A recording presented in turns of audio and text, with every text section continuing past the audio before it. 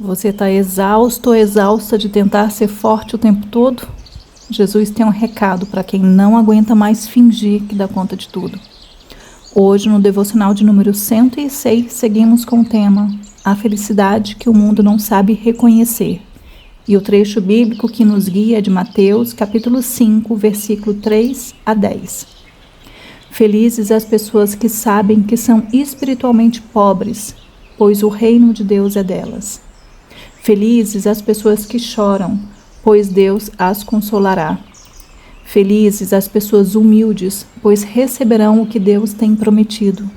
Felizes as pessoas que têm fome e sede de fazer a vontade de Deus, pois Ele as deixará completamente satisfeitas.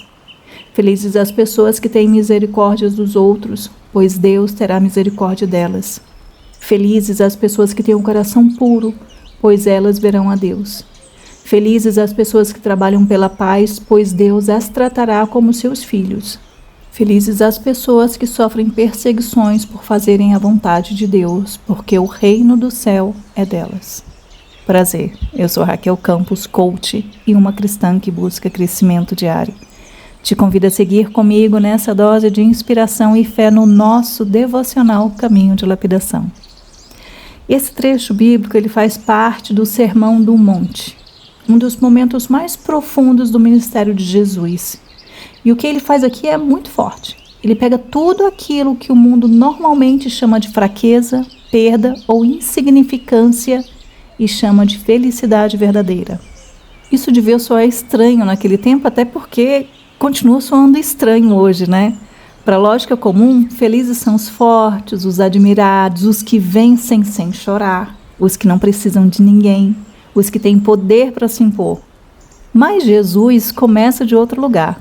Ele chama de felizes os que reconhecem a própria pobreza espiritual, os que choram, os humildes, os que têm fome e sede de justiça, os misericordiosos, os puros, os pacificadores, os perseguidos. Jesus não está descrevendo pessoas perfeitas, ele está descrevendo corações rendidos, verdadeiros e alinhados com o reino de Deus. Jesus está ensinando que a felicidade do reino não nasce da aparência de força, mas da profundidade da alma diante de Deus. Você percebe que esse trecho bíblico, Jesus redefine completamente o significado de ser feliz? Ele não está falando de alegria superficial, não está falando de um emocional leve o tempo todo, não está falando de uma vida sem dor. Ele está falando de uma condição interior que pode existir até no meio da luta, porque está ancorada em Deus. Presta atenção quanto que isso é profundo. Felizes as pessoas que sabem que são espiritualmente pobres. Ou seja, felizes não são as que se bastam, mas as que sabem que precisam de Deus. Felizes as pessoas que choram. O choro não desqualifica ninguém do cuidado divino. Deus não ignora as lágrimas. Há dores que não afastam a bênção a corações quebrados que estão mais perto do consolo do que imaginam. Felizes as pessoas humildes. Jesus está dizendo que a força do reino não passa pela arrogância, passa pela rendição. Felizes as pessoas que têm fome e sede de fazer a vontade de Deus. Isso é muito bonito porque mostra que a alma, que ainda deseja o certo, mesmo cansada, mesmo ferida, mesmo em luta, não é perdida, ela está viva.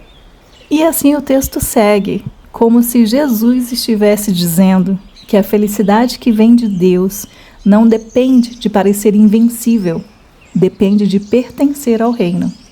Nas bem-aventuranças, Jesus não chama de felizes os que controlam tudo, mas os que se deixam formar por Deus. Esse texto ele fala muito com o nosso tempo, porque hoje muita gente está cansada de perseguir um tipo de felicidade que nunca descansa a alma. A cultura diz, seja forte o tempo todo, vença sempre, não demonstre fraqueza, engula o choro, imponha-se, proteja-se, pense primeiro em você. Mas Jesus apresenta outro caminho, e esse caminho encosta fundo na vida real. Quando você percebe que ser bênção em casa exige mais humildade do que controle, quando você entende que misericórdia, pureza de intenção e sede de justiça sustentam mais o amor do que o orgulho e a razão. Quando você escolhe integridade e paz, mesmo em ambientes duros. Quando você para de tratar a própria dor com vergonha e começa a levá-la a Deus com verdade. As bem-aventuranças são profundamente emocionais, porque na prática dizem que Deus não despreza corações quebrantados, cansados, famintos por justiça e comprometidos com a paz. E isso muda muita coisa, porque tem gente que pensa que só será feliz quando parar de chorar. Jesus diz que até quem chora pode estar debaixo de uma promessa de consolo. Sabe aquela pessoa que você conhece e sabe que está exausta? Que está tentando ser forte o tempo todo, está escondendo o choro, está achando que só vai ser feliz quando for invencível e resolver todos os problemas sozinha? Ela precisa ouvir que Deus não despreza o cansaço dela, que até as lágrimas dela estão debaixo de uma promessa de consolo. Então pausa um pouco, manda esse devocional para ela agora, porque às vezes tudo que ela precisa é de alguém que a lembre que ela não precisa ser forte o tempo todo. Também tem gente que pensa que só será feliz quando se provar forte. Jesus diz que felizes são os que reconhecem a própria necessidade.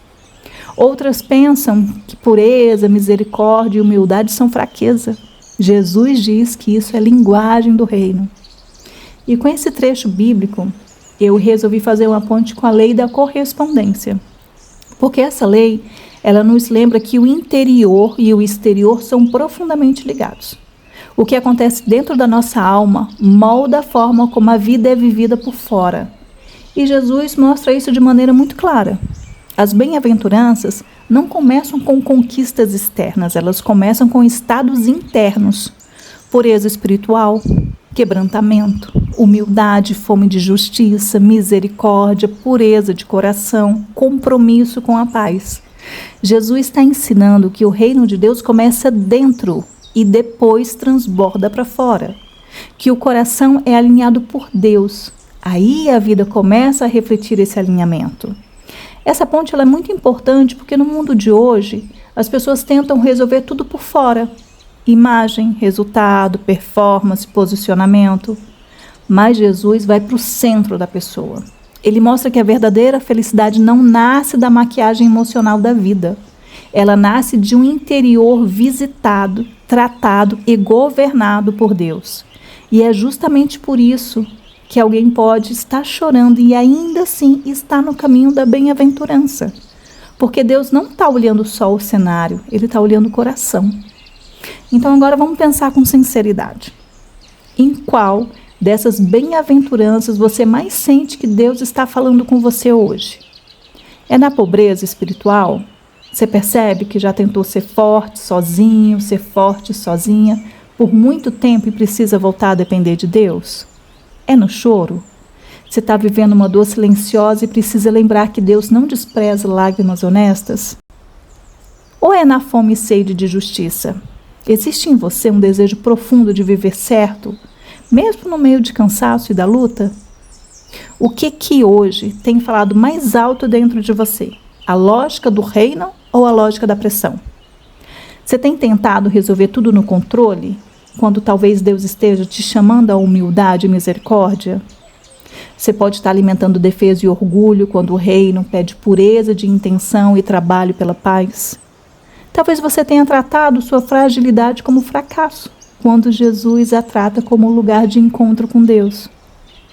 Se você hoje realmente levasse a sério a felicidade que Jesus descreve aqui, o que mudaria na prática nessa sua semana? Você pararia de buscar apenas força e começaria a buscar mais dependência de Deus? Você escolheria misericórdia em vez de dureza, escuta em vez de reação e paz em vez de disputa? Você deixaria de medir felicidade apenas por leveza e começaria a reconhecê-la também como alinhamento profundo com o reino? Olha, a frase de métrica simples, de progresso real que você vai utilizar hoje à noite ao se deitar para dormir é essa. Hoje eu busquei a felicidade que o mundo aplaude ou a felicidade que Jesus chama de bem-aventurada. São 7 minutos que você vai usar hoje. E esses 7 minutos, eles vão ser para você perceber onde a sua ideia de felicidade precisa ser curada por Jesus. O nosso exercício recebeu o nome de voltar ao centro do reino. Então escolha um lugar silencioso, pegue o seu caderno de evolução e uma caneta. Faça de 6 a 7 respirações lentas e profundas e quando você perceber que já está centrado, que já está centrada, comece o seu exercício. Primeiro, dê nome ao ponto em que sua alma mais precisa de alinhamento. Então escreva e complete. Hoje, Jesus está me chamando a viver com mais. Complete com verdade, pode ser algo parecido com isso. Hoje, Jesus está me chamando a viver com mais dependência de Deus, viver com mais humildade, viver com mais misericórdia, viver com mais pureza de coração, viver com mais fome de justiça, viver com mais compromisso com a paz. Escolha a sua verdade. Segundo, reconheça o que tem ocupado esse lugar. Então, escreva e complete. No lugar disso, eu percebo que tenho vivido com mais. Completa com sinceridade. Eu vou falar algumas coisas para te ajudar a pensar na sua verdade. No lugar disso, eu percebo que tenho vivido com mais autossuficiência, tenho vivido com mais dureza, tenho vivido com mais orgulho, tenho vivido com mais distração espiritual, tenho vivido com mais cansaço emocional, tenho vivido com mais necessidade de controle. E terceiro e último, você vai escolher um gesto simples de reino para hoje, porque nenhuma boa reflexão vale se não houver ação. Então, essa terceira e última parte do exercício, você vai escrever, completar e vai se pôr em movimento, tem tarefa. Então, a frase é a seguinte: antes de terminar o dia, eu vou. Antes de terminar o dia, eu vou falar com Deus com mais verdade sobre a área em que eu preciso dele. Antes de terminar o dia, eu vou dar um passo de misericórdia onde eu vinha reagindo com dureza. Antes de terminar o dia, eu vou escolher a paz em uma situação em que meu impulso seria me defender. Esse exercício ele foi pensado e elaborado para deixar Jesus curar a sua definição de felicidade e alinhar de novo o seu coração com o reino. Então me conta. Em qual área da sua vida você mais tem tentado ser forte sozinho? Você mais tem tentado ser forte sozinha e acabou se esgotando? Aquela que você engole o choro para não parecer fraco, para não parecer fraca? Aquela que te deixa exausta e exausta no fim do dia? E o mais importante, você já tinha parado para lembrar que Deus não despreza a sua fragilidade? Desabafa, conta aqui nos comentários, você não está sozinho nessa jornada de lapidação. E depois você para, volta e faz o exercício, porque esse devocional, ele só termina quando você deixa Jesus curar a sua ideia de felicidade. Estamos caminhando para o final do nosso devocional com uma breve oração. Mas antes que você escute o Amém Desligue, quero deixar minha gratidão por me ter permitido passar esse momento ao teu lado. Te lembrar que no devocional de ontem, você viu Deus mudar o clima da alma. Hoje, você aprendeu a viver essa nova vida sem a pressão do mundo. Você redefiniu o que é sucesso e felicidade. A pressão para ser invencível acabou. Eu te desejo profunda paz e aquele abraço. Olha, aproveita, já salva esse devocional para você ouvir naqueles dias em que você precisar lembrar que talvez a felicidade que você está tanto perseguindo seja exatamente o que está te adoecendo. Então, respira fundo e, se puder, feche os seus olhos. Senhor Jesus, hoje eu te agradeço porque tu não chamas de felizes apenas os fortes aos olhos do mundo.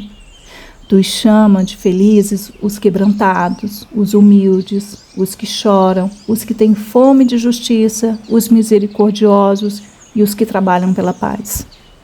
Olha para o meu coração e cura em mim a ideia errada de felicidade.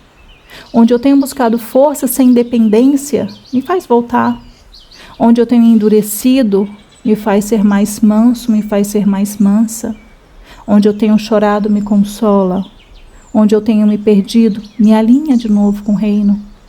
que eu não viva correndo atrás de uma felicidade vazia e que eu aprenda a desejar a felicidade profunda que vem de Ti. Em nome de Jesus. Amém.